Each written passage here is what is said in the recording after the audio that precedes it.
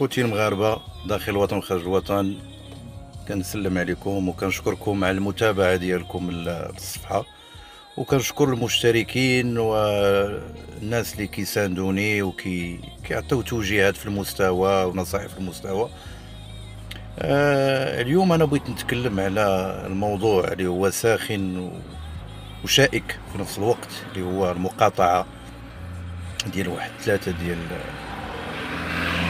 الشركات السونتراليتير وشركه سيدي علي وشركه افريقيا غاز. انا مع المقاطعه. علاش؟ حيت مي جيت نحلل كمغربي بحالي بحال كل مغاربه وعندنا نفس ليدي، لقيت بان من حق اي مغربي انه يقاطع هاد الثلاثه ديال المنتوج. ولكن انا واحد خاينه اللي ما عجبنيش، انا غادي نجاوب صاحب او مدير شركه سونتراليتير على الكلمه ديال الخونه، وان اللي قاطع شي كيتسمى خائن للبلاد. وبغيت نجاوب ثاني وزير الماليه اللي تيقول مداوخ وبغيت نجيب واحد المفروح كاع اللي بغيت نركز عليه حتى هو ضمن هذه اللائحه، اللي هو تيقولوا ليه عبدو الريفي، واحد حماقات جا وطاح وكيسحب له راسو. هو المناضل الوحيد في المغرب اللي عنده غيره على البلاد وعنده غيره، ولكن هي ما غيره ما تاشي لعبه. بغى يدخل لهذا الميدان واحد القضيه. حنا كنا مغاربه وكنا مناضلين وكنا جنود مجنده وراء جلاله الملك نصره الله، وكنا كنحبوا بلادنا ومصلحه بلادنا، ودار اخطاء كثيره اللي كتبين بانه هو اللي خائن للبلاد. ولكن قبل ما نتكلم على هذا الموضوع ونناقشوه ونحللوه بالعقل ماشي بواحد التسرع، غنخليكم بعدا غتشوفوا الفيديو ديال هذا الترللي واقف حدا البرلمان ومركز حدا البرلمان. زعما ما الفائده انك توقف حدا البرلمان ولا توقف حدا ولايه الامن ولا شنو؟ زعما بان راك فري مناضل وكتبغي تبين زعما للراي العام انا هنا في البرلمان وكتعاير في ولاد البلاد. علاش تعايرهم؟ علاش؟ اش داروا؟ بالعكس داروا مقاطعه يعني راقيه وحضاريه تبارك الله. عندنا ولاد البلاد اللي محكوم ما داروا حتى شي حاجه اللي هي عيب. ولكن خليكم تشوفوا هذا الفيديو اللي كيعير في المغاربه، تيقول لهم صلاقات وزيد وما عرفتش كيسب ويعير. خليكم تشوفوا الفيديو ديال خونا رمان، ابخي غادي نعاودوا نرجعوا باش نحللوا في هذا الموضوع. نشكركم. خوتي خوتاتي السلام عليكم، هانيين كلشي مزيان في امان الله.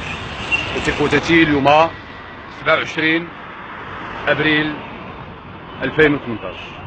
خوتي انا عبد الريفي المناضل المغربي الذي يدافع دائما عن ثوابت المملكه المغربيه الشريفه.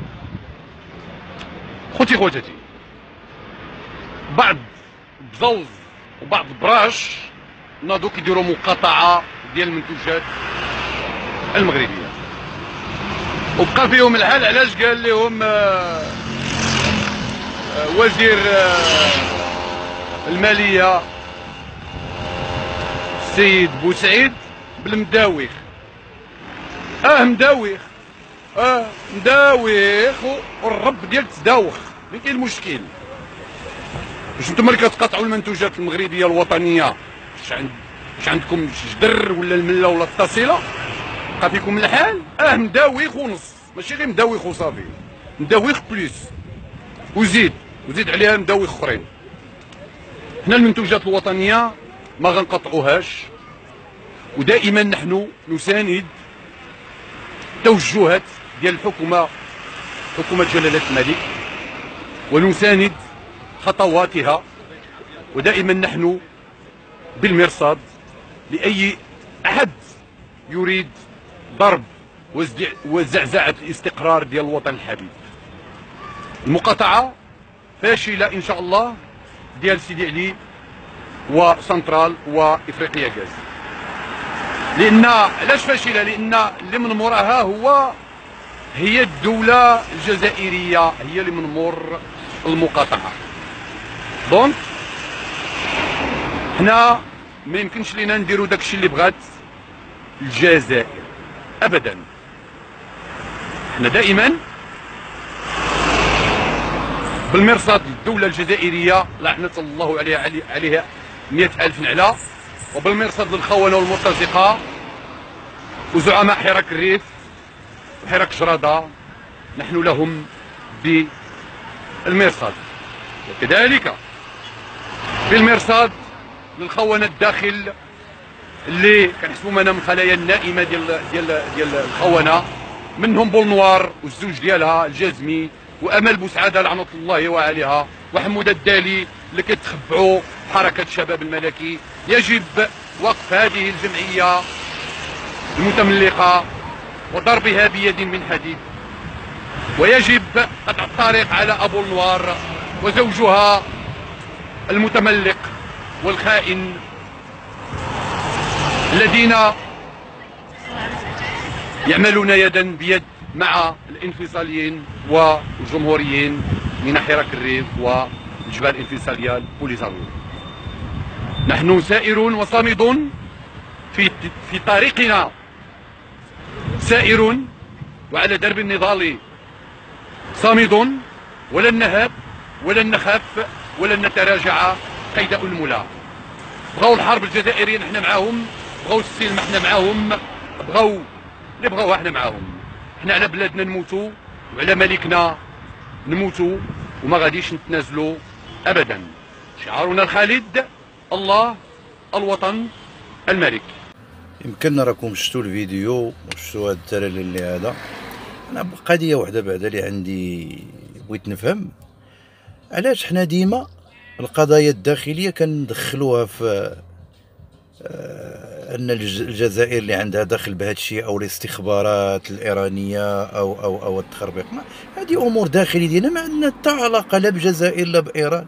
واحد المحلل سياسي راه معروف، منار السليمي، كيخربق ودخلها ان كاين واحد الجانب او الاستخبارات الجزائريه او الايرانيه او السعوديه حكا عندها مصلحه في هادشي باش تدخل شركات المراعي او التخربيق، وهذا دخلهم بعاد. يعني اش كتبغيو تحيمروا معكم المغاربه؟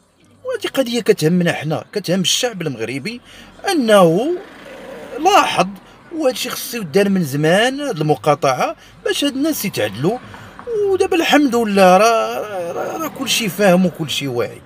الحمد لله دابا راه مغاربه خوتنا بينوا لنا بزاف ديال النقاط في اوروبا، هضروا معنا من فرنسا، من اسبانيا، من تركيا، من المانيا، من جميع الدول، ودخلوا لي سوبر مارشي وراونا هذا الفرق اللي كيضر. وما فهمتش انايا وحنا اش هاد التكلاخ هذا؟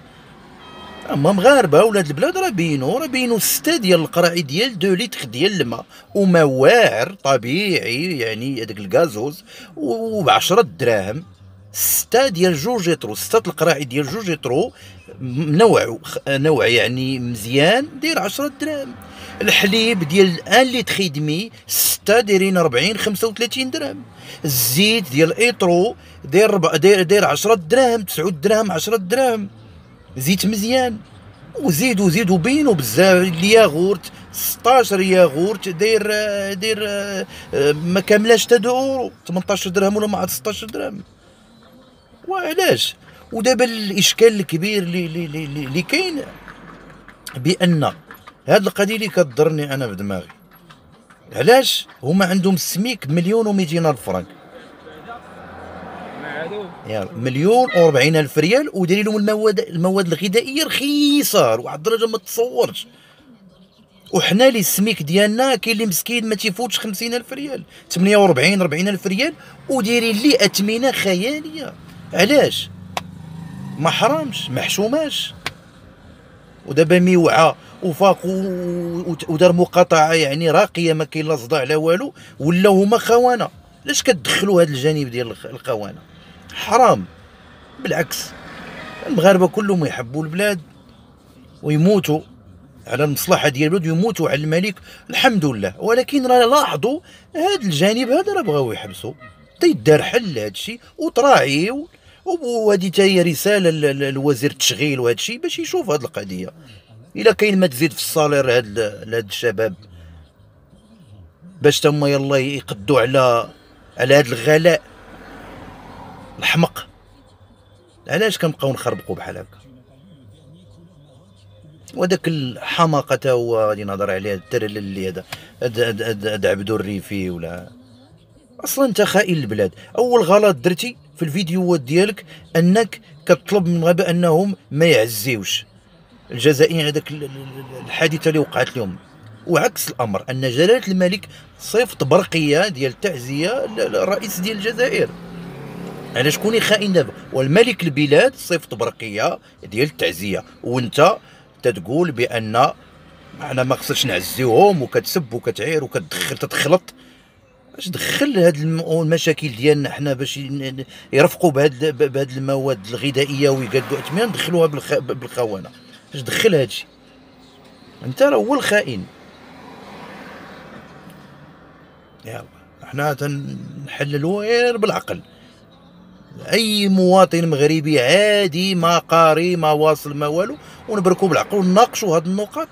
غادي نضحكوا عليك وغنضحكوا على هاد المدير ديال شركه سونترال تيقول لك هادشي كيدخلوا صافي نسكتوا وتكمدوا لنا عادي. مي يهضروا مساكن ويجيبوا مقارنه مع دي سوبر مارشي ومع شركات اجنبيه اللي الثمن ديالهم هابط لهاد الدرجه ندخلوها في قضيه اننا خونه وان المغاربه خونه وكيخونوا البلاد. بالعكس المغاربه كلهم مساكن حرار وكيموتوا على بلادهم ويموتوا على الملك ديالهم وكنموتوا على الملك ديالنا. وحنا جنود مجنده اكثر من هاد الحماقه اللي تيقول لك انا مناضل وانا هادي وكيبدا يشير. ولكن بحال هاد القضيه عادي من حقهم وداروها مقاطعه راقيه والحمد لله راها ناجحه. حيت كل ما كانتش ناجحه افريقيا ما غاتجيش تدقى المراكشيه ويبداو الشيفور ودخلوا مرحبا ودايرين حفله، ولا شركه سونترال تخرج الطوموبيل وتيفرقوا دانون فابور في الاحياء وفي الشوارع. هذا دليل على الهزيمه. حنا ما بغيناش هذا الشيء، بغينا هذا الشيء يترفق. وتفكروا تا هو هذا السالاري هذا تا هو مسكين. شوفوا من حاله الوزير التشغيل يشوف من حاله، وهاد الشركات يشوفوا تما من حاله. تقادوا اثمنه مناسبه. راه بزاف المغاربه الحمد لله راه الفيديوهات ديالهم منتشرين في الفيسبوك، لا في اسبانيا لا في فرنسا لا في تركيا لا في جميع. علاش هذوك مكلخين؟ احنا اللي خونه، احنا اللي خونه قاطعنا سيدي علي اطرونس ب6 دراهم، قاطعنا احنا خونه. وهذوك اللي ب2 دراهم ما كاملاش، كاين حتى درهم ونص القرعه ديال 2 لتر ديال الماء، درهم ونص. اش كيتسماو هذوك؟ وصاليرهم 1,200,000 فرنك، 1,040,000 ريال وداير لهم هادشي. وحنا صاليرنا 50,000 ريال وداير لنا قرعه سيدي علي ب6 دراهم ونص، والسيطرو ديال الحليب ب3 دراهم ونص، وقرعه الزيت ب16 درهم. وزيد وزيد وزيد وزيد. ودانون كما قال خونا 2 معلقات مشى ب2 دراهم، وهذوك عندهم 16 دانون ما كاملتها 20 درهم. واطرونس ديال الحليب داير تقريبا شي 5 دراهم وشي حاجه، وحنا نسيطرو ب3 دراهم ونص. اطرونس غادي يطلع علينا سيدي 3 ونص، 3 ونص غيطلع لنا ب10 دراهم ونص. الا بغيت تاخذ هذاك العادي، اما داك المعقم ودوك اللعيبات هذوك راه داير الايترو راه واصل حتى ل 8 دراهم. يا الله وحلل وناقش. واللي يهضر على حقه راه كيتسمى خائن. حاشا، جلاله الملك نصره الله عارف وفاهم ومقدر كل حاجه، وهو راه مع هاد المقاطعه. والله ينصروه ويخليه لنا ويطولنا في عمره في العائله العلويه، والله ينصروا على كل من هو كيادي المواطن المغربي. هو راه مع المقاطعه، وهذه مقاطعه سلميه وراقيه من حقهم. وهذا الشيء كيدار في جميع الدول الاوروبيه او الدول العربيه. كان شي منتج طلع في الثمن ديالو الناس كيقاطعوه، كيشوفوا حلول كيهبطوا الثمن ديالو وكتقاد. احنا مي درنا حنا هما الخوان. يا مساكن هذا المغربي المطحون يسكت على هاد المهزله راه مزيان. مي يجي يهضر تنوضوا ليه وتولي الحشيه الهضره والسبان وتدخلوها في امور ديال الخونه. والله يهديكم وفيق وبركه عنا من هاد الافلام هاد المهزله هادي.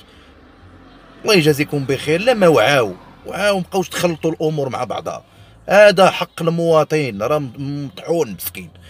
وهاد المواد الغذائيه او هاد البترول ولا هاد كل شيء راه غلاء فاحش. خليونا بعقلنا. وهذاك الترل اللي هذا محمد عبدو سير دير عقلك، راه بنتي ليا شويه مزنزن والله، راه ماشي نورمال نتايا. سير راك متبع شي تريتمون ولا شي فانيد خذو تكالما شويه. انت الواحد بغيتي دير هاد الضجه وزعما انت اللي عندك غير البلاد وانت هو المناضل وانت اللي كتحب راه ما غيشوفوا فيديوهاتك راه غيفهموا كلشي. سير اخويا تكالما، وقبل ما تسرع ودير شي فيديو تبدا تعرف بنادم ركز وحاول تراجع ضميرك وشوف شنو واقع. الا غتعطي شي حاجه اللي فيها شي حلوليه ايجابيه وفي المستوى وما تضر حتى شي حد مرحبا. الا كنتي غير غادا تزنزن سير اخويا خذ التريتمون ديالك وريح لك مع راسك. وتبارك الله على المغاربه، الحمد لله راكم حنا خوت، والحمد لله راه مصلحه واحده عندنا. ونتمنى لكم التوفيق في هذه المقاطعه باش يبانوا حلول اللي هي في المستوى اللي تناسب جميع الطبقات. مابقاوش نركزوا غير على جميع الطبقات يتقاد لها والامور. والحمد لله راه بلادنا زوينه وملكنا زوين وكل شيء غيتقاد ان شاء الله. والله يسهل اموركم والله يعاونكم.